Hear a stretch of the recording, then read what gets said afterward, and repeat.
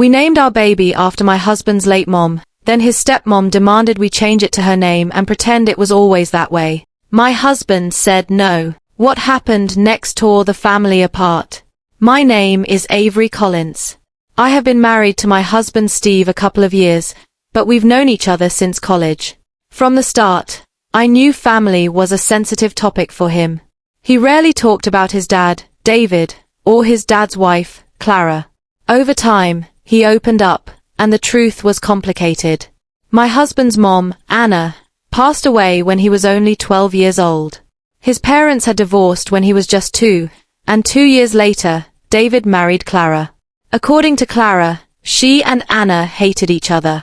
Clara has always claimed Anna made her life miserable, laughed at her pain, wished her dead, and even tried to get child protective services involved so my husband would be taken away from her. Clara says Anna's behavior was so cruel that she once considered leaving David just to escape the tension. But my husband remembers things differently. He recalls his mom as loving and fiercely protective, while Clara was distant, critical, and often made him feel like an unwanted guest in his own father's home. It was as if there were two completely different versions of the same story, and he was stuck between them. At first, I believed Clara. She told her story with so much emotion. It sounded convincing. But when I met my husband's extended family, David's own siblings, they told a different version. They admitted Anna wasn't thrilled about Clara, but they said it was more mutual dislike than the one-sided Clara describes. And here's the thing, even after Anna passed away more than 20 years ago, Clara still talks about her like she's competing with a ghost. She'll bring Anna up at the most random times, her tone sharp, like she's still trying to win an argument no one else is having. My husband has told me that when his mom died, he clung to her memory like a lifeline. When he learned David and Clara planned to attend the funeral, 12-year-old him begged them not to come. He felt their presence would ruin something sacred. He even threatened to run away if they showed up. In the end, they stayed away, and he never regretted it. By the time I met him, his relationship with David and Clara was distant, almost non-existent. He was closer to his aunts, uncles, and cousins than to them. Clara, however, still insists on calling him her son, even though he only calls her Clara. She'll post old photos of him on Facebook with captions like "so proud of my boy." Even though she hasn't been part of his milestones, birthdays, or even casual phone calls in years. Sometimes it feels like she's trying to rewrite history, painting herself into memories she was never actually in. And lately, it's been getting worse. Fast forward to a few weeks ago. We had our first child, a beautiful baby girl. Choosing her name was easy. We decided to name her after my husband's late mom, Anna, as a way to honor her memory. My husband was deeply moved. I'd never seen him cry the way he did when he signed her birth certificate. It was like he was giving a piece of his mother a second life. We announced her birth on social media, and that's how David and Clara found out. My husband didn't contact them directly, because they aren't really in our lives. But the moment they saw the name, they lost it. The call started within hours. First David, then Clara, then both of them together. They left voicemails dripping with outrage, saying the name was a slap in the face and cruel beyond belief. My husband ignored every single one. That's when they decided to ambush me. I was at the mall with my newborn, just enjoying a rare quiet afternoon, when I spotted them walking toward me. My stomach dropped. I still don't know how they knew where I was. Maybe from social media, maybe someone told them, but the way they zeroed in on me felt almost predatory. Clara didn't waste a second. She marched up, her voice loud enough for strangers to turn their heads, and accused me of spitting on her years of being there by naming my daughter after that woman. She claimed it was deeply hurtful and accused us of doing it to punish her. Then came the demand. She said we should rename our daughter after her, since she's been there all this time while Anna hasn't been. The arrogance of it made me momentarily speechless. I told her, as calmly as I could, that the name was not changing. This wasn't about her feelings, it was about honoring my husband's mother. Her eyes went cold, and she muttered something under her breath that I couldn't catch, but the venom in her tone was unmistakable. I turned and left before things got uglier, but the look Clara gave me as I walked away made my skin crawl. And I had no idea that this was just the beginning. Here's where it escalated even more. That night, Clara sent a long, emotional message, not to my husband, but to me, about how she had raised him in Anna's absence, how she sacrificed for him, and how this was the ultimate slap in the face. She accused me of brainwashing him, of turning him against the only mother he's ever had, and of erasing her role in his life.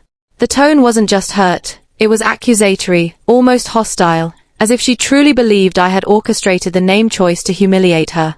Then, as if that wasn't enough, she posted a vague status on Facebook about ungrateful children and spiteful daughters-in-law, laced with passive-aggressive Bible verses about honor and respect. Mutual family friends saw it, instantly knew it was about us, and sent us screenshots. Some even reached out to ask what was going on, which only made the whole thing feel more public and humiliating. 2 days later, David called my husband. His voice was cold, clipped, and full of unspoken threat. "If you ever want us to be in your daughter's life," he said, "you need to fix this and give her a proper name." It wasn't a request, it was a condition. My husband's response was immediate. "Her name is proper. It honors my mother. If you can't respect it, you don't have to be involved." Then he hung up without waiting for a reply. That single phone call slammed the door shut, and from that moment on, it became clear that we were no longer dealing with a difference of opinion. This was going to be a war over boundaries, respect, and who gets to claim a place in our daughter's life. The fallout started almost immediately after that phone call. Within a week, we started hearing from cousins and old family friends who were concerned about the name situation. It didn't take long to figure out why. Clara had been busy. According to one relative, she'd been telling anyone who would listen that I manipulated my husband into naming our daughter after Anna just to spite her. She even implied that I had banned them from meeting the baby unless they agreed to the name change, which was completely untrue. In her version of events, she had raised my husband single-handedly while Anna abandoned him, and now I was trying to erase her from the family entirely. David played his part too, calling certain relatives and hinting that my husband was too whipped to stand up to me. They didn't outright lie about the confrontation at the mall, but they conveniently left out the part where Clara demanded we rename our child. For a couple of days, the pressure was constant. Some well-meaning relatives tried to mediate, saying things like, "It's just a name, can't you compromise for the sake of family?" But the ones who actually knew the truth, the aunts, uncles, and cousins who had always been in our corner, told us to hold our ground. They said they'd seen Clara pull this same stunt before with other family milestones, and that giving in now would only open the door for more demands later. The rumors eventually died down, but the damage to any remaining goodwill was permanent. By the end of that week, it was clear, David and Clara weren't just upset about a name, they were upset about losing control. And that was something we were no longer willing to give them. Since then, we've blocked them both on everything: phones, email, social media. The silence has been bliss. We told our supportive extended family exactly what happened, and they've been nothing but encouraging, reassuring us that we did nothing wrong. My husband says this was the final straw. After years of distance and disappointment, he's done trying to have any relationship with them. The other night, we were sitting on the couch with our daughter nestled between us, her tiny fingers curled around his. My husband looked down at her, his voice breaking just slightly as he whispered, "Your grandma would have loved you so much." I felt my chest ache, but not from sadness, from certainty. For the first time since this whole mess started, I felt nothing but peace about our choice. Clara can rewrite history all she wants. She can tell her version to anyone who will listen, post 1,000 vague Facebook rants, and try to cast herself as the victim. But in our home, the truth will always be told. And Anna's name, and Anna's memory, will always have a place, spoken with love every time we call our daughter by it. No one has the right to dictate how you honor your loved ones, not even family. Boundaries aren't disrespect, they're protection. When people twist the truth to control your choices, the healthiest response is to stand firm, protect your peace, and surround yourself with those who respect your decisions. Love and legacy belong to those who earn them, not those who demand them.